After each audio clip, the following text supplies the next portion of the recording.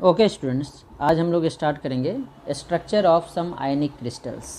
आयनिक crystal मतलब वो crystal जिसके कंस्टिट्यूएंट पार्टिकल्स आयंस होंगे, अपोजिटली चार्ज्ड आयंस होंगे और उसके बीच में जो है इलेक्ट्रोस्टैटिक फोर्स ऑफ अट्रैक्शन लगेगा। जैसे कि हमारे आयनिक क्रिस्टल हो गए NaCl, तो NaCl में Na+Cl- है, Zn है, Zn पे Zn2+ और सल्फाइड में H2- है। तो जो दो अपोजिटली चार्ज्ड आयन से मिलकर बना होता है उसे आयनिक कंपाउंड बोलते हैं। और जो आयनिक क्रिस्टल होगा उसमें सारे आयनिक कंपाउंड होंगे, मतलब डिफरेंट आयंस होंगे, positively charge and negatively charge, और सारे आपस में strong force of attraction that is electrostatic force of attraction से जुड़े हुए होंगे। तो आयनिक क्रिस्टल की स्टडी हम लोग इसलिए करते हैं क्योंकि बहुत सारे न्यूमेरिकल में आपको ये नहीं बताएगा ये FCC स्ट्रक्चर है, बता देगा ये NaCl टाइप स्ट्रक्चर है। तो ये अंडरस्टूड है, अगर NaCl टाइप स्ट्रक्चर दे दिया तो वो FCC है। तो इसीलिए जो इम्पोर्टेंट स्ट्रक्चर्स हैं जिसको हम लोग रेफरेंस के लिए यूज करते हैं उस सारे स्ट्रक्चर को हम लोग 1 बाय 1 करके डिस्कस करेंगे। तो सबसे पहले हम लोग देख रहे हैं सोडियम क्लोराइड। सोडियम क्लोराइड का मतलब है NaCl टाइप स्ट्रक्चर। और NaCl देखो, NaCl में क्या है, Na+Cl-, तो इसे A+B- मतलब AB टाइप स्ट्रक्चर भी बोलते हैं, इसीलिए इसे AB टाइप स्ट्रक्चर बोलते हैं। और NaCl को हम लोग रॉक सॉल्ट भी बोलते हैं, इसीलिए इसे रॉक सॉल्ट टाइप स्ट्रक्चर भी हम लोग बोलेंगे। तो जो NaCl का स्ट्रक्चर होता है बच्चे FCC होता है। NaCl का स्ट्रक्चर क्या होता है, FCC। FCC का मतलब है जो हमारे यूनिट सेल है इसके कॉर्नर्स पे पार्टिकल होंगे।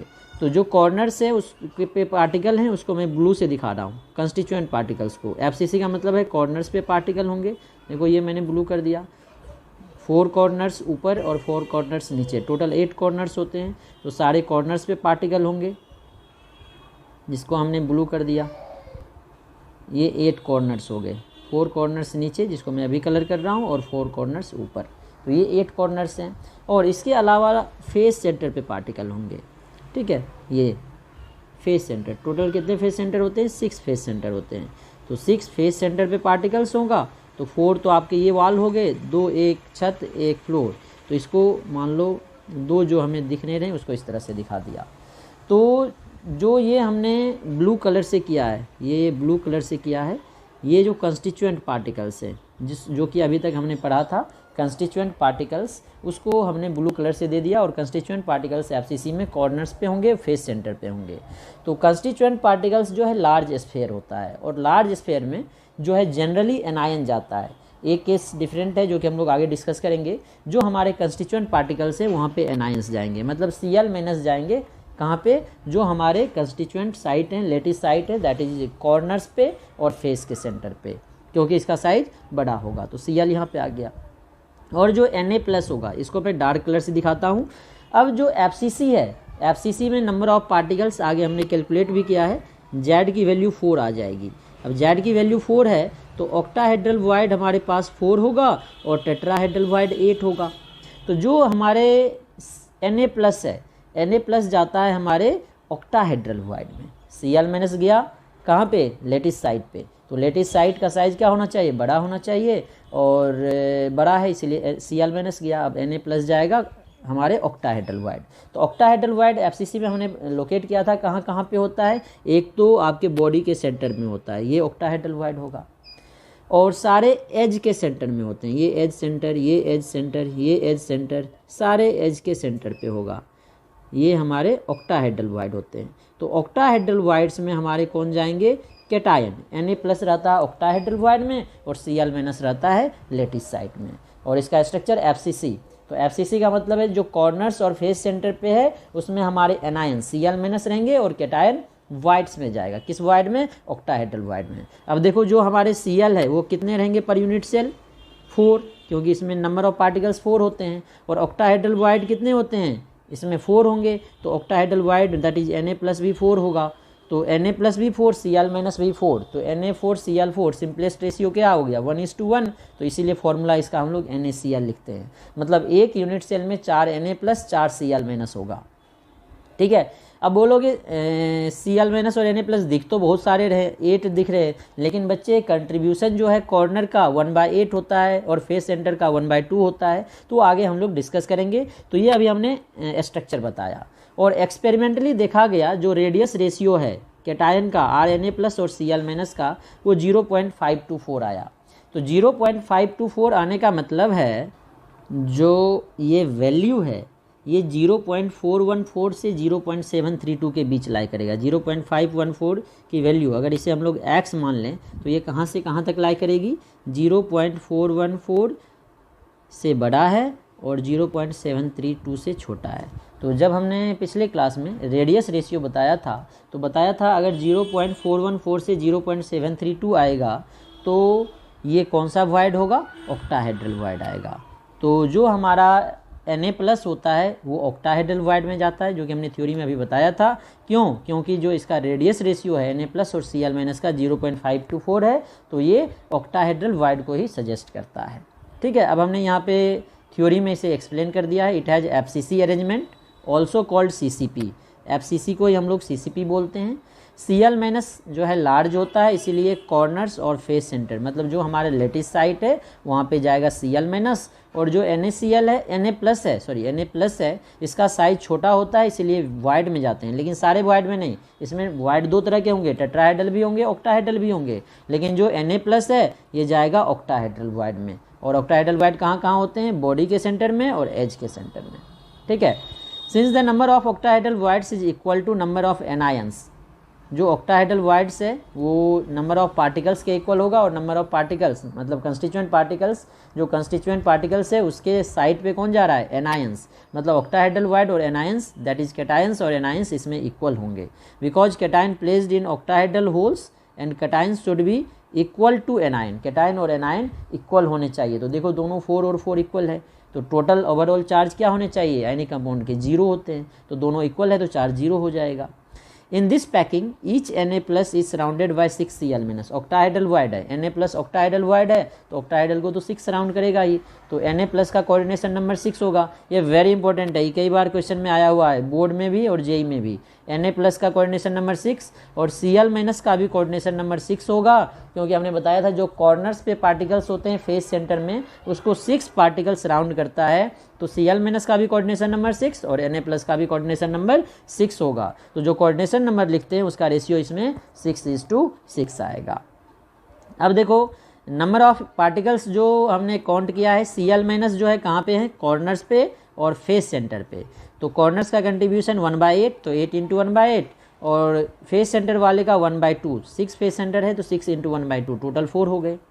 तो पार्टिकल्स 4 हो गए तो ऑक्टाहेड्रल वाइड भी 4 होगा, जैसा कि हमने ऊपर बताया था। तो जो हमारे ये पार्टिकल्स हैं यहाँ पे Cl- जाएगा, मतलब Cl- की वैल्यू 4 और ऑक्टाहेड्रल वाइड 4 है, तो octahedral wide that is Na+ की वैल्यू 4 आएगी। Cl- 4 और Na+ 4, मतलब एक यूनिट सेल में 4 Na+ Cl- मतलब 4 NaCl होगा। और जो NaCl टाइप स्ट्रक्चर होता है उसमें आ जाते हैं हमारे AgCl, AgBr, oxide and sulphide of alkaline earth metal, जैसे कि MgO है, CaO है, MgS है, CaS है, BeS को छोड़ के, ये सारे जो है NaCl टाइप का स्ट्रक्चर है। और जो हेलाइड्स है पोटासियम के, रुबिडियम के, जैसे Kf है, KCl है, KBr है, RbCl है, RbbR है, अमोनियम क्लोराइड है, अमोनियम ब्रोमाइड है, अमोनियम आयोडाइड है, इसका स्ट्रक्चर NaCl के जैसा ही होता है।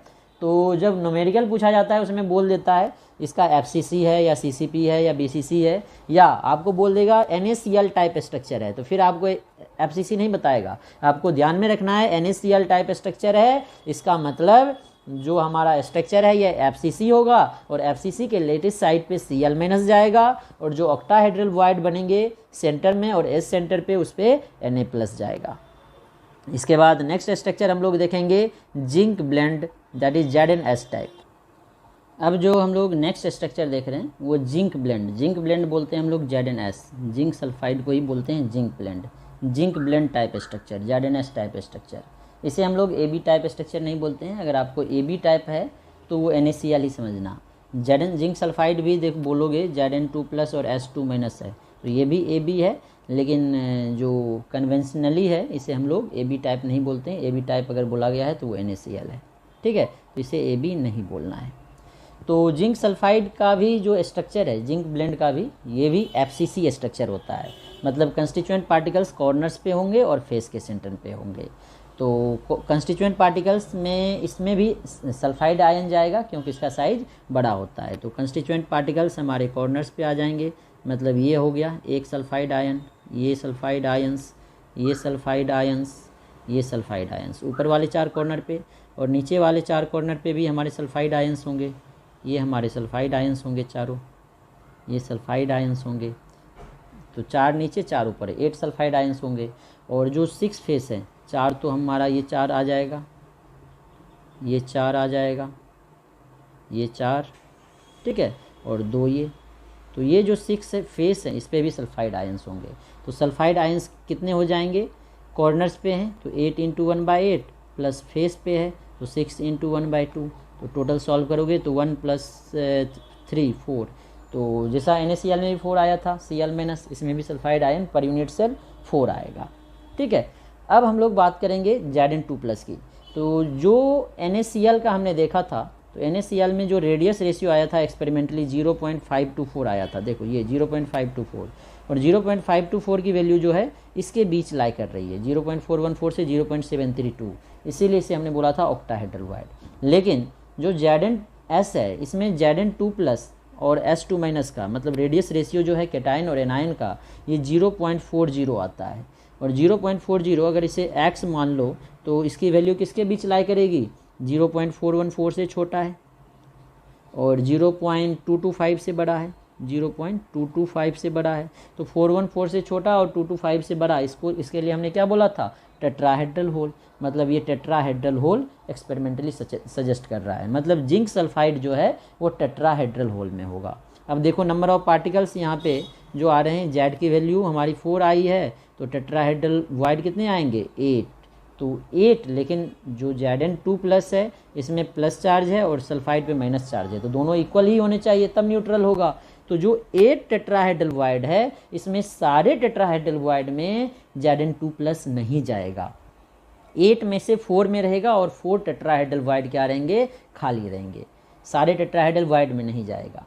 तो FCC में जो टेट्राहेड्रल वाइड हमने बताया था वो बताया था बॉडी डायगोनल पे होता है, 4 बॉडी डायगोनल होते हैं क्यूब में, 4 एक बॉडी डायगोनल पे 2 होता है, तो टोटल टेट्राहेड्रल वाइड 8 होते हैं, ठीक है। और वो यूनिट सेल के अंदर ही होता है। तो जैसे आपका एक डायगोनल ले लो, आप सामने वाले वाल, राइट वाले वाल और छत को कंसीडर करो, तो जो कॉर्नर आया उस कॉर्नर से उसके डायगोनली नीचे वाले कॉर्नर को देखो, तो उस कॉर्नर पे के सेंटर में होगा। अब उसके बाद जो आपके पीछे वाला कॉर्नर है ये खाली होगा, इसके बाद ऊपर वाला कॉर्नर पे होगा, मतलब अल्टरनेट कॉर्नर पे ऊपर भी होगा और नीचे भी होगा। मतलब जो 8 कॉर्नर्स के अंदर वाले कॉर्नर्स से जस्ट नीचे जो है वाइड होता है, वहाँ पे Zn2+ होगा, लेकिन सारे कॉर्नर्स के नीचे जो वाइड है उसमें नहीं होगा, एक में होगा तो दूसरे में नहीं होगा। जैसे उसके हमने लिया है छत और राइट वाल और फ्रंट वाल, उसके नीचे है तो उसके जस्ट पीछे वाला जो है नहीं होगा, उसके नीचे नहीं होगा, यहाँ पे नहीं है तो इसके नीचे वाले में होगा, अल्टरनेट में होगा, एक में है तो दूसरे में नहीं होगा। तो इसीलिए टोटल 4 टेट्राहेड्रल वाइड में ही Zn2+ होंगे। तो वही लिखा है FCC है तो इसे भी हम लोग CCP बोलते हैं, क्रिस्टल हैज CCP या FCC बोल सकते हो, in which sulphide form a FCC structure. FCC का मतलब है फेस सेंटर क्यूबिक, मतलब कॉर्नर्स पे होंगे और फेस के सेंटर में होंगे, these are present at corners and the centre of each face, where as Zn2+ occupied tetrahedral holes, लेकिन सारे नहीं, अल्टरनेट टेट्राहेड्रल होल, क्योंकि जो हमारा टेट्राहेड्रल होल है वो 8 हो जाएगा और FCC में पार्टिकल 4 है, तो नहीं तो फॉर Zn2+ 4 है तो S2- 8 हो जाना चाहिए। तो ऑक्यूपाई दी अल्टरनेट, आगे वैसे हमने लिखा है, यहाँ पे भी चाहो तो लिख लो alternate tetrahedral hole, alternate tetrahedral holes में जाएगा। फॉर एवरी एटम और ion closely packed there are 2 tetrahedral holes, एक के लिए 2 होते हैं, मतलब डबल टेट्राहेड्रल होल्स होते हैं। And only half are occupied by Zn2+, जो टोटल 8 थे उसमें से 4 ही ऑक्यूपाइड है, Zn2+ से 4 खाली हैं। To have the formula Zn-S 1:1, नहीं तो फॉर्मूला जो है Zn-S2 हो जाता और जो हमारा चार्ज है वो भी बैलेंस्ड नहीं होता। और यहाँ लिख दिया है only alternate holes are occupied by Zn2+ ion, ठीक है।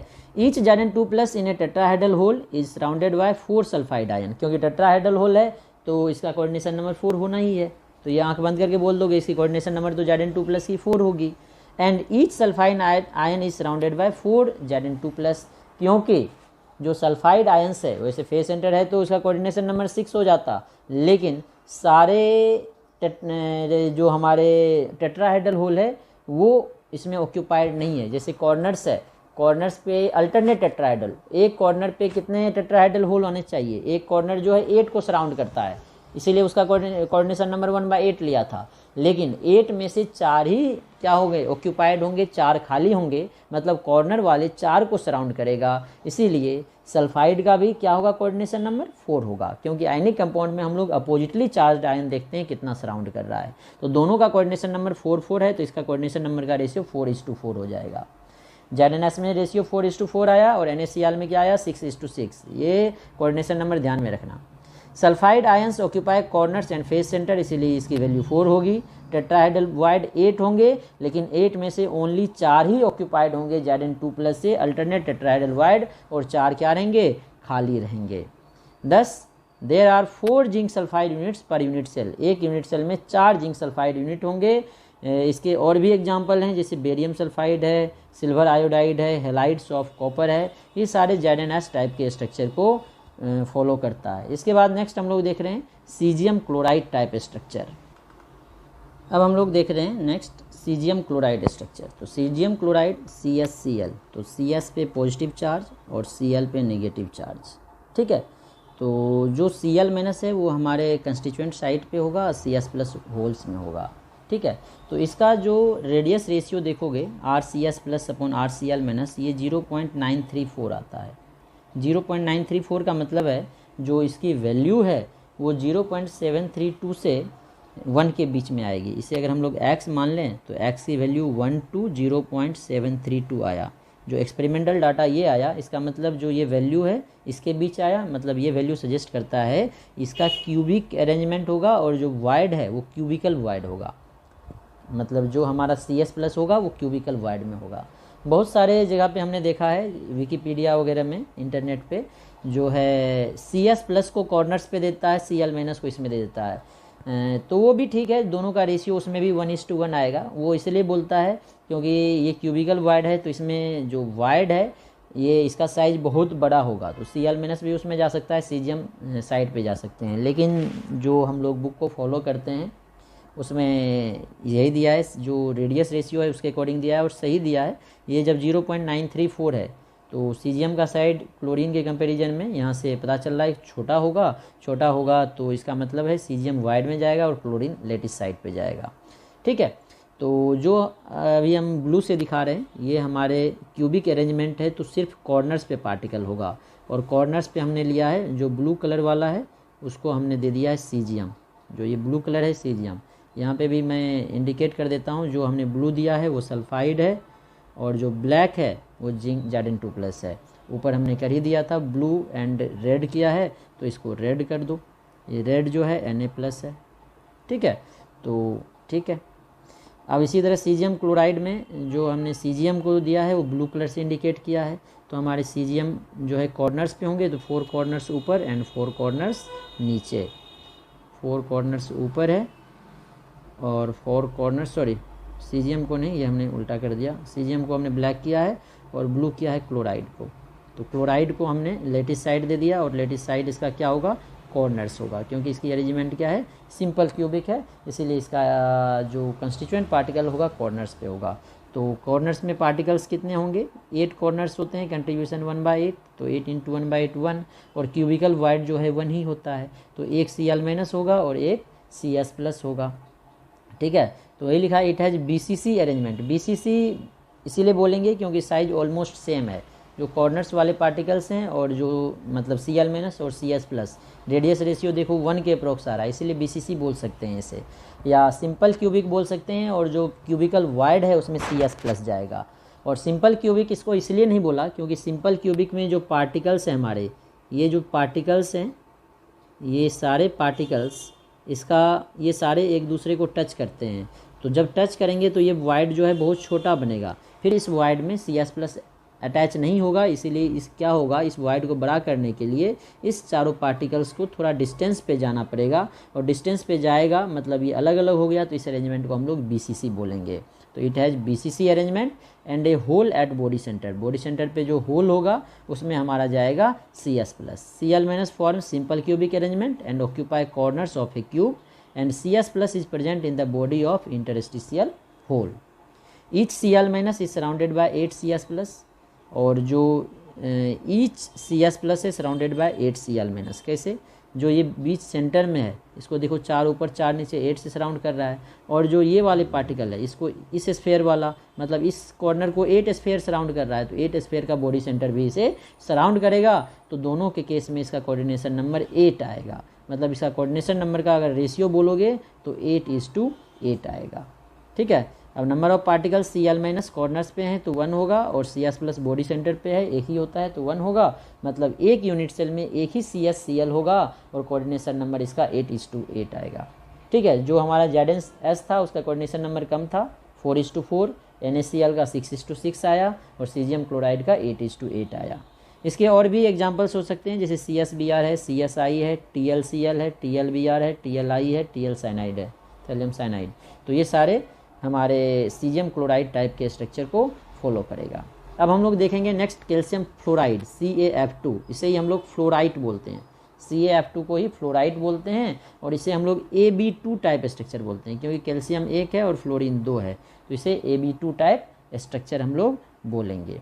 और इसमें देखो जो हमारा कैल्शियम है Ca2 प्लस का साइज F माइनस से बड़ा है, तो हमने स्टार्टिंग में ही बोला था एक केस में उल्टा हो जाएगा, तो Ca2 प्लस को हम लोग इसमें कंस्टिट्यूएंट पार्टिकल्स जो लेटिस साइट होगा वहाँ पे रखेंगे, और F माइनस को होल्स में रखेंगे। ठीक है। जो हमारा ये स्ट्रक्चर है इसमें जो कंस्टिट्यूएंट पार्टिकल्स हैं, तो वो कंस्टिट्यूएंट पार्टिकल्स कहाँ पे होंगे, कॉर्नर्स पे होंगे, जिसको मैं अभी ब्लू कर रहा हूँ। ये देखो 4 कॉर्नर्स ऊपर वाले हो गए, ये 4 कॉर्नर्स हमारे ऊपर वाले हैं और 4 कॉर्नर्स नीचे वाले हैं। तो सारे कॉर्नर्स पे जो हमारा कंस्टिट्यूएंट पार्टिकल्स होगा, और वो कंस्टिट्यूएंट पार्टिकल्स इसमें होता है हमारा Ca2 प्लस आयन। इसमें कैटायंस जो है कंस्टिट्यूएंट पार्टिकल्स पे होंगे कॉर्नर्स के साथ साथ फेस सेंटर पे। ये हमारा फेस सेंटर है, ये फेस सेंटर है, ये फेस सेंटर है, और ये फेस सेंटर है। ये 4 हो गया, उसके बाद 2 ये आमने सामने वाले। तो टोटल जो ये ब्लू वाला है वो Ca2 प्लस है, और जो ये लाइट कलर का जिसको मैं रेड कर देता हूँ अभी, वो हमारा रिप्रेजेंट कर रहा है फ्लोराइड को। F माइनस को मैं रेड कर दे रहा हूँ। तो F माइनस जो है सारे देखो कॉर्नर्स के नीचे, इस कॉर्नर्स के नीचे, इस कॉर्नर्स के नीचे, इस कॉर्नर्स के नीचे, सारे कॉर्नर्स के नीचे कौन से होल्स होते हैं, टेट्राहेड्रल होल्स, सारे कॉर्नर्स के नीचे। तो जो टेट्राहेड्रल होल्स हैं उसमें जाएगा F माइनस। अब देखो Ca2 प्लस FCC में कहाँ पे जा रहा है, लेटिस साइड पे। तो Ca2 प्लस का नंबर कितना हो जाएगा, FCC में 4, और टेट्राहेड्रल वाइड कितने होंगे 8, तो 4:8 रेशियो क्या होगा 1:2, मतलब इसके कंस्टिट्यूएंट पार्टिकल का रेशियो 1:2, इसीलिए कैल्शियम 1 फ्लोरीन 2 है, फॉर्मूला CaF2 होगा। और इसके चार्ज भी बैलेंस रहेंगे, क्योंकि फ्लोरीन पे -1 चार्ज है और Ca +2 है, तो कैल्शियम के डबल फ्लोरीन होना चाहिए। वैसे इसका एक्सपेरिमेंटल जो रेडियस रेशियो देखोगे तो इसका वैल्यू बहुत ज़्यादा आता है, 0.929 आता है। तो जिसके कारण ये होना तो क्यूबिक वाइड में चाहिए, लेकिन क्यूबिक वाइड तो इसमें होगा नहीं, क्योंकि हमारा ये FCC है। क्यूबिक वाइड तो सिंपल क्यूबिक में होता है, इसीलिए क्यूबिक वाइड में नहीं जाएगा। और रेडियस रेशियो भी 1:2 होना चाहिए, रेडियस रेशियो बोलने सॉरी, पार्टिकल्स का रेशियो 1:2 होना चाहिए। Ca का 1 तो फ्लोरीन का 2, तो ये पार्टिकल्स से डबल टेट्राहेड्रल वाइड में ही जाएगा। मतलब ये टेट्राहेड्रल वाइड में हमारे जो होंगे फ्लोराइड होंगे, और कैल्शियम जो होंगे वो कंस्टिट्यूएंट साइड पे होगा। मतलब जो पार्टिकल्स है इसमें थोड़ा दूर दूर और हो जाएगा। इस टाइप के स्ट्रक्चर को हम लोग फ्लोराइड स्ट्रक्चर बोलते हैं, CaF2 को ही फ्लोराइड बोलते हैं। और इससे ऊपर जो हमने ZnS बोला था, जिंक सल्फाइड वाला, इसको हम लोग उर्जाइट स्ट्रक्चर भी बोलते हैं। जैसे इसको फ्लोराइड बोलते हैं ना, उसी तरह ZnX को उर्जाइट स्ट्रक्चर भी बोलते हैं। तो अगर कोई बोले उर्जाइट स्ट्रक्चर तो समझ जाना जिंक सल्फाइड है, उर्जाइट स्ट्रक्चर बोलते हैं। और जो हमारा CaF2 है इसको फ्लोराइट स्ट्रक्चर बोलते हैं। क्लियर है। अब देखो ये रेडियस रेशियो का इसमें ज़्यादा इफेक्ट नहीं आएगा, इसीलिए बुक में देखोगे मैक्सिमम बुक वाले इसे इंक्लूड नहीं करते हैं। लेकिन जो ये एक्सपेरिमेंटल डाटा है फ्लोराइड और कैल्शियम का, तो इससे ये आता है, तो ये अपने नॉलेज के लिए रख लो, बुक वाले इसे इंक्लूड नहीं करते हैं। इसका जो है CCP अरेंजमेंट होता है, दैट इज FCC स्ट्रक्चर होगा, यूनिट सेल FCC होगा। और कॉर्नर्स एंड फेस सेंटर पे कौन जाएंगे, इसमें कैल्शियम आयन Ca2+ आयन, क्योंकि Ca2+ की साइज F से ज़्यादा होती है। और जो फ्लोराइड है F-, ये हमारे टेट्राहेड्रल होल्स में जाएंगे। और since there are 2 tetrahedral holes for each Ca2+ ion, क्योंकि पार्टिकल से डबल टेट्राहेड्रल होल होते हैं और इक्वल ऑक्टाहेड्रल होल होता है, तो जो पार्टिकल Ca2+ अगर लेटिस साइड पे जाएगा तो उसके डबल टेट्राहेड्रल होल में जाएगा फ्लोराइड। देयरफॉर दस देयर विल बी 2F- पर कैल्शियम आयन। इसीलिए जो इसका फॉर्मूला है CaF2 है। इसका रेशियो स्टोइकियोमेट्रिक रेशियो 1:2 होगा। तो अब देखो each Ca2+ is surrounded by 8 fluoride ion. एक कैल्शियम आयन जो है 8 फ्लोराइड आयन से सराउंड होगा। क्यों, देखना ध्यान से। कैल्शियम कहाँ पे है हमारा, ये हमारा कैल्शियम है, ठीक है ना। अब देखो कैल्शियम ये कॉर्नर पे है, तो इसको इस यूनिट सेल का ये सराउंड करेगा। फिर इधर जो यूनिट सेल होगा उसके कॉर्नर वाला, इसके इधर वाले यूनिट सेल का कॉर्नर वाला, इसके ऊपर जो यूनिट सेल होगा उसका कॉर्नर। 4 इस प्लेन में और 4 इसके ऊपर वाले प्लेन में, तो 4 4 8 सराउंड करेगा। इसीलिए Ca2+ का कोऑर्डिनेशन नंबर कितना होगा, 4 4 8। और जो F- ये टेट्राहेड्रल में होल में है, तो टेट्राहेड्रल होल का कोऑर्डिनेशन नंबर 4 होगा। तो ये लिखा है Ca2+ 8 फ्लोराइड से सराउंड होगा। और जो फ्लोराइड है वो टेट्राहेड्रल होल में है, तो वो 4 Ca2+ से ही सराउंड होगा। तो टेट्राहेड्रल होल में जो होगा उसकी कोऑर्डिनेशन नंबर हमेशा 4 होगी। जो ऑक्टाहेड्रल होल में जाएगा उसकी कोऑर्डिनेशन नंबर हमेशा 6 होगी। और जो क्यूबिक में जाएगा उसका कोऑर्डिनेशन नंबर हमेशा 8 होगा। तो therefore coordination number of Ca2+ ion 8 होगा और फ्लोराइड का 4 होगा। तो जो इसका क्रिस्टल का कोऑर्डिनेशन नंबर का रेशियो होगा वो 8:4 होगा। तो ये कैलकुलेशन तो हमने पहले भी बता दिया। कैल्शियम जो है हमारे पास 4 आएंगे क्योंकि ये लेटिस साइड पे है। तो और FCC हमारा क्यूबिक है, तो 8 × 1/8 + 6 × 1/2, तो ये 8 आएगा। फ्लोराइड टेट्राहेड्रल होल में जा रहा है तो डबल होता है, तो फ्लोराइड हमारे पास 8 आ जाएंगे। तो एक यूनिट सेल में 4 कैल्शियम 8 फ्लोराइड, मतलब एक यूनिट सेल में जो हमारे पास 4 CaF2 स्ट्रक्चर होगा, क्योंकि Ca 4 है और F 8 है, तो CaF2 कितना बनेगा 4, ठीक है। तो 4 CaF2 एक यूनिट सेल में होगा। और इसके जो एग्जांपल्स हैं PbF2, barium fluoride, strontium fluoride, SrCl2, CdF2, TiO2, ये सारे इसके एग्जांपल हैं जो फ्लोराइड स्ट्रक्चर को फॉलो करता है। इसके बाद फ्लोराइड का जस्ट अपोजिट, जिसे हम लोग बोलते हैं एंटी फ्लोराइड स्ट्रक्चर या रिवर्स ऑफ फ्लोराइड, हम लोग इसे बोल सकते हैं रिवर्स ऑफ फ्लोराइड। जैसे उसे Ab2 बोले तो इसे A2B बोलेंगे, जैसे सोडियम ऑक्साइड है। तो ये रेगुलर ट्रेंड को फॉलो करता है। बस कैल्शियम फ्लोराइड वाला जो था फ्लोराइड स्ट्रक्चर वही अपोजिट होता है। बाकी सब में जो है जो एनायन है वो लेटिस साइड पे जाएगा। तो एनायन को फिर से मैं ब्लू कर देता हूँ, जैसे सब में हमने किया है। तो यहाँ पे एनायन जो है O2- है, इसको ब्लू कर देते हैं। तो जो कॉर्नर्स है हमारे, सारे कॉर्नर्स पे हमारे एनायंस जाएंगे। देखो सारे कॉर्नर्स पे हमारे एनायंस होंगे। 4 कॉर्नर्स ऊपर है और 4 कॉर्नर नीचे है। 4 कॉर्नर ऊपर और 4 कॉर्नर नीचे, सारे कॉर्नर्स पे हमने एनायंस को रख दिया। इसके बाद जो एनायंस है ये FCC, ये भी जो है CCP that is FCC lattice होता है। तो कॉर्नर्स के साथ साथ इसमें भी जो फेस के सेंटर हैं वहाँ पे भी हमारा एनायंस जाएगा। ये जो 6 फेस सेंटर है, 4 तो ये हो गए, ये 4 हो गए, 3 4। और जो हमारे Na+ हैं वो कहाँ पे जा रहे हैं, देखो 1 2 3 4 5 6 7 8 Na+ जाएंगे ऑक्टाहेड्रल वाइड में। O2- जाएंगे लेटिस साइड पे। तो O2- कितने होंगे लेटिस साइड, 8 × 1/8 + 6 × 1/2, तो लेटिस साइड हो गया 1 + 3 4। और जो Na+ जाएगा ये कहाँ पे जाएगा, Na+ जा रहा है हमारे टेट्राहेड्रल होल में। तो ये 4 है तो टेट्राहेड्रल होल कितने होंगे 8, मतलब Na जो है 8 होगा और ऑक्सीजन जो है 4 होगा। Na की कोऑर्डिनेशन नंबर देखोगे टेट्राहेड्रल होल में जा रहा है तो 4 होगा। O2- कहाँ पे जा रहा है, लेटिस साइड पे। तो O2- को देखो तो कितने होंगे, इसके कोऑर्डिनेशन नंबर 8 आ जाएंगे। तो इसका रेशियो क्या होगा, Na+ टेट्राहेड्रल होल में, तो इसकी कोऑर्डिनेशन नंबर 4। ऑक्सीजन जा रहा है लेटिस साइड पे, तो कोऑर्डिनेशन नंबर इसकी 8 आएगी। आगे हमने डिटेल में लिखा भी है। तो कोऑर्डिनेशन नंबर का रेशियो 4:8, क्योंकि जो भी पार्टिकल टेट्राहेड्रल होल में जाएगा उसकी कोऑर्डिनेशन नंबर हमेशा 4 होगी।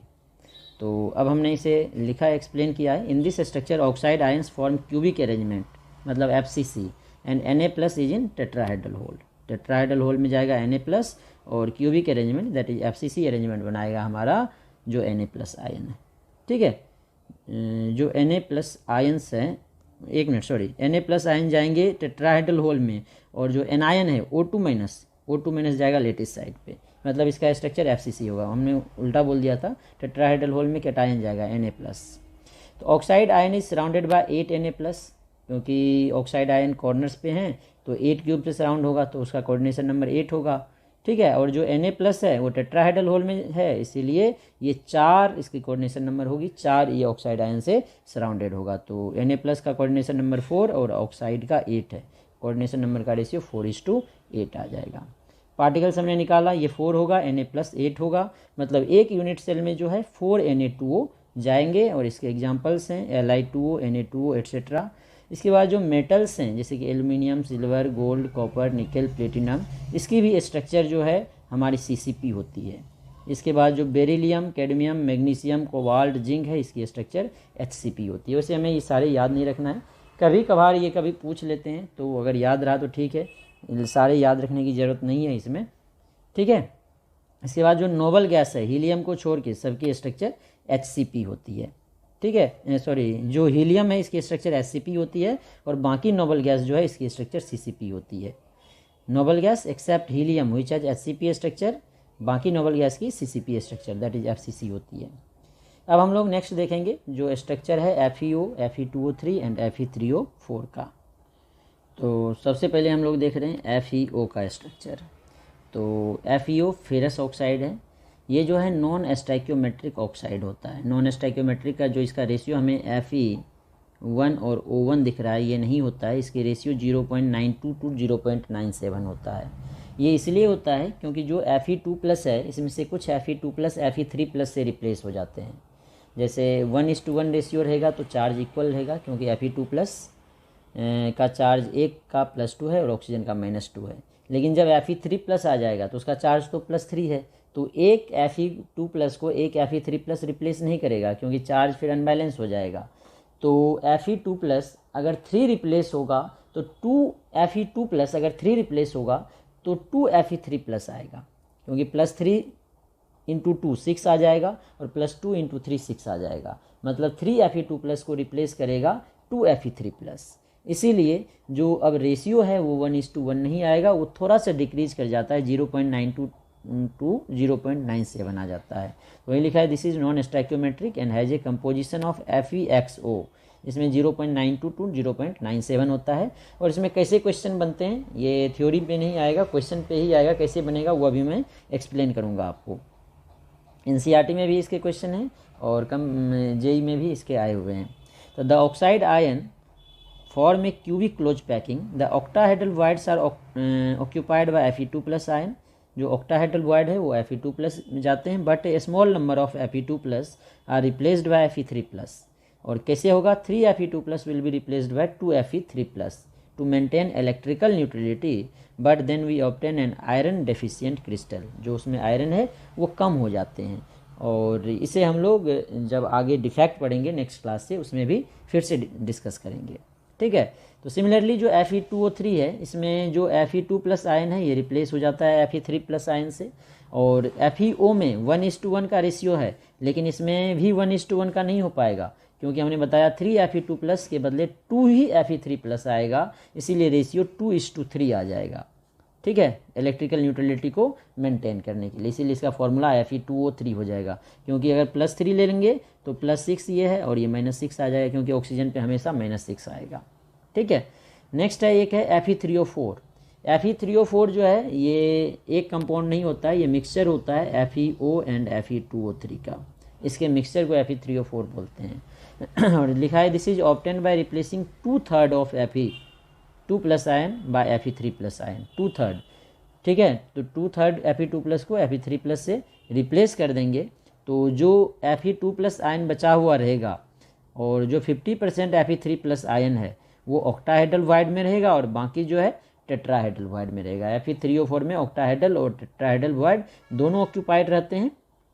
If in the structure of Fe3O4 the Fe2+ ion are replaced by divalent cations, किसी और कैटायन से लाइक Mg2+, Zn2+, इससे रिप्लेस करेंगे, the compound obtain are called ferrite, तब इसे हम लोग फेराइट बोलेंगे। जैसे कि हमारा Fe3O4 है, इसमें Fe2+ भी है और Fe3+ है, तो Fe2+ को अगर Zn2+ या Mg2+ से रिप्लेस कर दें तो इसे फेराइट बोलते हैं। In ferrite a divalent cations occupy tetrahedral bonds and trivalent cations occupy octahedral bonds.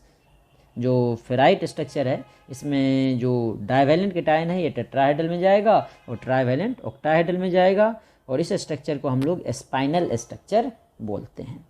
अब एक चीज़ और याद रखना, अगर हम लोग प्रेशर बढ़ाए तो कोऑर्डिनेशन नंबर इंक्रीज करेगा, प्रेशर बढ़ाएंगे तो एफिशिएंसी उसकी बढ़ जाएगी, तो कोऑर्डिनेशन नंबर जो है high pressure on applying high pressure NaCl देखो 6:6 से किस में चला गया 8:8। Similarly caesium chloride structure on heating इतना गिव्स NaCl, मतलब प्रेशर बढ़ाएंगे तो कोऑर्डिनेशन नंबर बढ़ जाएगा और टेम्परेचर बढ़ाएंगे तो कोऑर्डिनेशन नंबर घटेगा। तो वही लिखा है on applying high pressure NaCl 6:6 coordination number था, changes to caesium chloride 8:8 coordination number. Similarly caesium chloride structure on heating, अगर हीट करेंगे changes to NaCl structure, obviously on increase in pressure changes the coordination in enhance, मतलब बढ़ाएगा the coordination number, whereas an increase in temperature cause a reverse effect, मतलब decrease करेगा। प्रेशर बढ़ाएंगे तो coordination number बढ़ेगा और अगर टेम्परेचर बढ़ाएंगे तो कोऑर्डिनेशन नंबर घटेगा। अब हम लोग इस पर एक दो क्वेश्चन देख लेते हैं किस टाइप के बनते हैं। बच्चे अब हमने NCERT का क्वेश्चन लिया है, एक्सरसाइज का 1.16 है। क्वेश्चन है analysis shows that nickel oxide has formula Ni0.8O, what fraction of Ni exist as Ni2+ and Ni3+ ion. वैसे निकल ऑक्साइड बोले तो NiO, जैसे कि हमने FeO में बोला था FeO होना चाहिए, लेकिन होता नहीं है, वो उसका कुछ और रेशियो आ जाता है क्योंकि Fe2+ जो है Fe3+ से रिप्लेस हो जाते हैं। उसी तरह यहाँ पे जो Ni2+ है कुछ Ni3+ से रिप्लेस हो गए, तो कितना Ni2+ Ni3+ से रिप्लेस हुआ है वही हमें पूछा है। तो कैसे निकालेंगे इसे हम लोग सॉल्व करते हैं। हमने यहाँ पे मान लिया जो हमारे Ni2+ हैं ये X था, X है, और Ni3+ कितने होंगे, टोटल निकल जो है 0.98 है, तो उसमें X जो है Ni2+ है तो Ni3+ कितना होगा 0.98 - X, ठीक है। अब जो है कोई भी आयनिक कंपाउंड में total positive charge total negative charge के इक्वल होता है, चार्ज हमेशा इक्वल रहेगा तब जो है ये बैलेंस्ड होगा। तो पॉजिटिव चार्ज कितना होगा Ni2+ का 2 × X, क्योंकि +2 चार्ज है, और +3 वाले का क्या होगा 3 × 0.98 - X, ठीक है। ये इक्वल होगा निगेटिव के, ऑक्सीजन पे नेगेटिव चार्ज कितना है 2। तो अब इसे सॉल्व करते हैं, 2 × X 2X प्लस इसको 3 × 0.98 आ जाएगा 2.94 - 3X = 2। अब इस 2 को इधर ले जाएंगे, X को उधर ले जाते हैं, तो ये इधर आएगा तो निगेटिव में आ जाएगा 2.94 - 2, ये माइनस में है उधर जाएगा तो प्लस, 2X प्लस में है उधर जाएगा तो माइनस, तो 3X - 2X कितने आ गए X, मतलब यहाँ से हमें X की वैल्यू आ गई 0.94। अब फ्रैक्शन निकाला है, हमारे पास टोटल जो निकल था वो 0.98 है, उसमें से 0.94 Ni2+ है, तो फ्रैक्शन कितना होगा, जितना Ni2+ है डिवाइडेड बाय टोटल, तो Ni2+ हमारे पास है 0.94 डिवाइडेड बाय टोटल 0.98, इसे सॉल्व करोगे तो 0.96 आएगा, और तो ये फ्रैक्शन 0.96 होगा, और अगर कोई परसेंटेज बोलेगा तो 100 से मल्टीप्लाई कर दो 96%, तो ये 96 है, तो जो Ni3+ होगा वो कितना होगा 94%, क्योंकि टोटल हमेशा 100 होता है, ठीक है। तो फ्रैक्शन ऑफ Ni3+ जो निकालोगे तो ये 0.94 है, तो वो कितना होगा 0.04, क्योंकि Ni3+ हमने क्या माना है 0.98 - X, तो 0.94 रखोगे तो 0.04 आ जाएगा, डिवाइडेड बाय 0.98, इसको डिवाइड कर देंगे 0.98 से, ठीक है, डिवाइडेड बाय 0.98, तो ये सॉल्व होके आ जाएगा 0.04, 0.39 समथिंग आएगा, तो 0.04 लिखेंगे, तो 0.04 को ही हम लोग 4% बोलते हैं। तो एक अब हम लोग और क्वेश्चन ले लेते हैं जो रेडियस रेशियो वाला है, और वो जेई का क्वेश्चन एक लेता हूँ मैं। तो हमारे पास क्वेश्चन है radius of largest sphere, question में दिया है रेडियस ऑफ लार्जेस्ट स्फेयर निकालना है, which fits properly at the centre of edge, centre of edge मतलब एज के सेंटर पे जो वॉइड होते हैं वो हमारे ऑक्टाहेड्रल वॉइड हो जाते हैं, वहाँ की बात कर रहा है, of a body centred cubic unit cell, body centred cubic unit cell है और एज लेंथ को ए से रिप्रेजेंट किया। तो BCC के लिए ए और आर में क्या रिलेशन होता है बच्चे, जो बॉडी सेंटर है उसमें √3a इक्वल्स टू हमने देखा था 4r आया था, √3a इक्वल्स टू 4r। तो radius of largest sphere which fits properly at the centre, तो देखो जो सेंटर की बात करते हैं हम लोग BCC में, इस तरह से हम लोग BCC बनाते हैं। इसमें क्या होते हैं BCC में, इस तरह से इसका अरेंजमेंट होगा। अब यहाँ पे ये दोनों स्फीयर आपस में टच नहीं करेगा, तो ये जो खाली जगह है यहाँ पे एक छोटा सा स्फीयर लगाया, ठीक है। ये जो खाली जगह है यहाँ पे हमने एक छोटा सा स्फीयर लगाएंगे। कैसे, मैं देखो पूरा बना देता हूँ। एक स्फीयर यहाँ है, एक स्फीयर यहाँ है, और ये जो खाली जगह है यहाँ पे एक छोटा स्फीयर हम लोग लगाएंगे जो एक दूसरे को टच कर रहा है, ठीक है। तो इसका रेडियस, अब जो बड़ा स्फीयर है उसका हम लोग रेडियस कैपिटल R मान लेते हैं यहाँ पे। तो ये कैपिटल R, ये भी कैपिटल R, ये हो जाएगा 2 × स्मॉल r। तो जो a का value √3a equals to 4r होता है BCC के लिए, तो a इक्वल्स टू क्या हो जाएगा 4r/√3। और a में क्या क्या आएगा बच्चे, a में आएगा capital R, 2 small r, capital R। तो capital R, 2 small r, capital R, ये इक्वल होगा 4r/√3 के, मतलब 2r + 2r इक्वल हो जाएगा यहाँ से 4r/√3 के।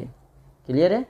तो अब यहाँ से देखो 2 कॉमन आ रहा है, r + r बचेगा, तो r + r इक्वल हो जाएगा 4r/√3 के, ठीक है। अब हमें निकालना क्या है, इसमें कैलकुलेट करना है which fits the radius of largest sphere which fits properly at the centre of edge, मतलब ये स्मॉल r की वैल्यू हमें निकालनी है। स्मॉल r की वैल्यू हमें a के टर्म्स में निकालना है, जो स्मॉल r होगा उसे a के टर्म्स में हमें कैलकुलेट करना है। तो r की पहले r के टर्म्स में निकाल लेते हैं, फिर a के टर्म्स में उसे पुट कर देंगे, ठीक है।